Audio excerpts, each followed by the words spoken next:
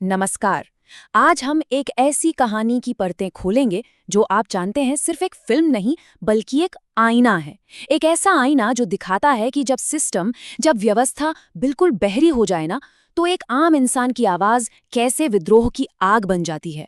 तो चलिए प्रलय के जरिए ये समझने की कोशिश करते हैं कि आखिर एक क्रांति पैदा कैसे होती है। वह एरिया मेरे इलाके में नहीं आता है। ये सिर्फ एक लाइन नहीं है, ये एक ऐलान है।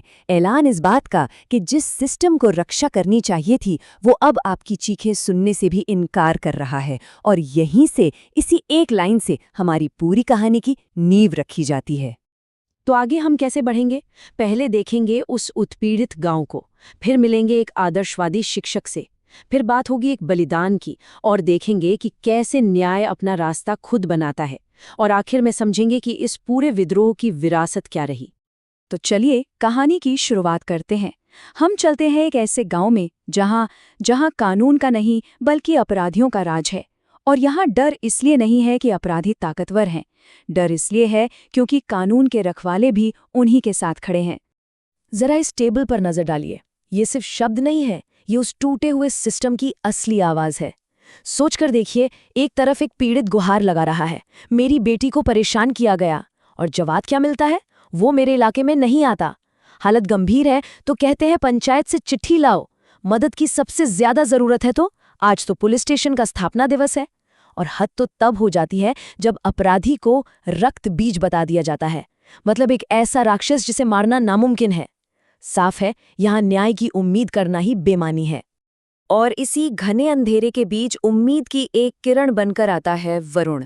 वो कोई बाहुबली नहीं, कोई योद्धा नहीं, बस एक मामूली सा स्कूल टीचर। लेकिन उसके हाथ में जो हथियार है ना, वो तलवार से कहीं ज्यादा खतरनाक है, कलम और विचार।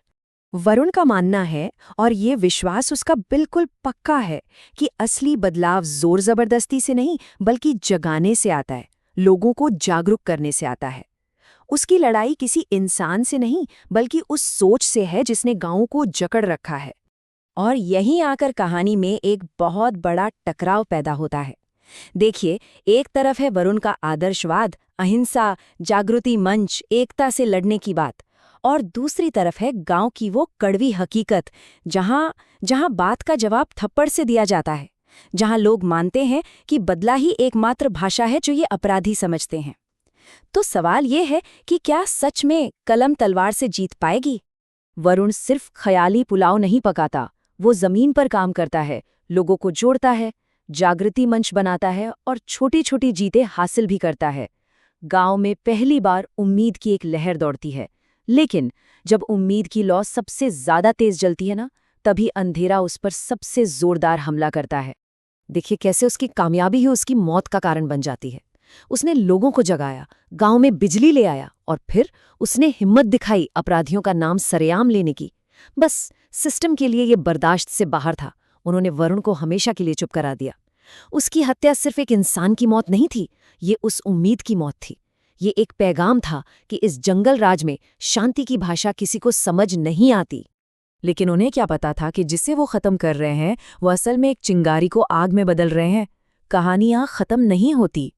वरुण की मौत के बाद जो विद्रोह उठता है वो बिल्कुल अलग है।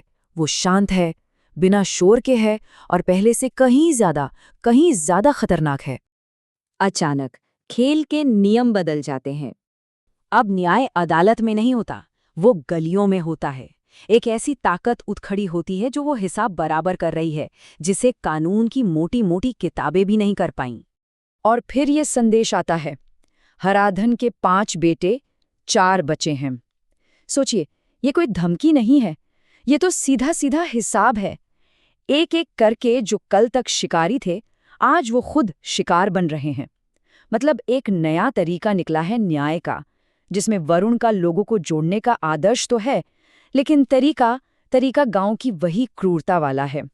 ये एक ऐसा न्याय है जो सच कहूं तो डरावना है, पर असरदार भी है।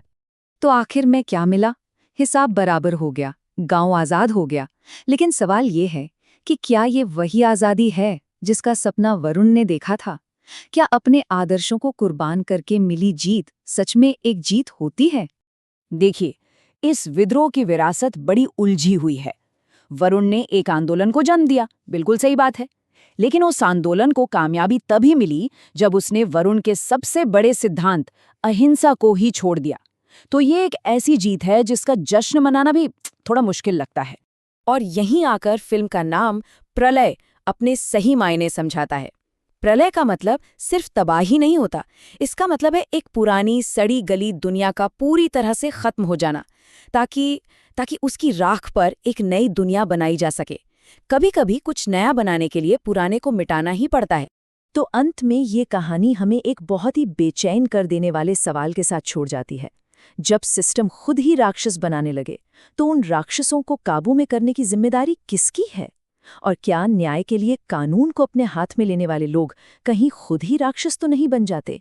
शायद प्रलय का जवाब यही है कि कभी-कभी न्याय को जन्म लेने के लिए अंधेरे का सहारा लेना ही पड़ता है।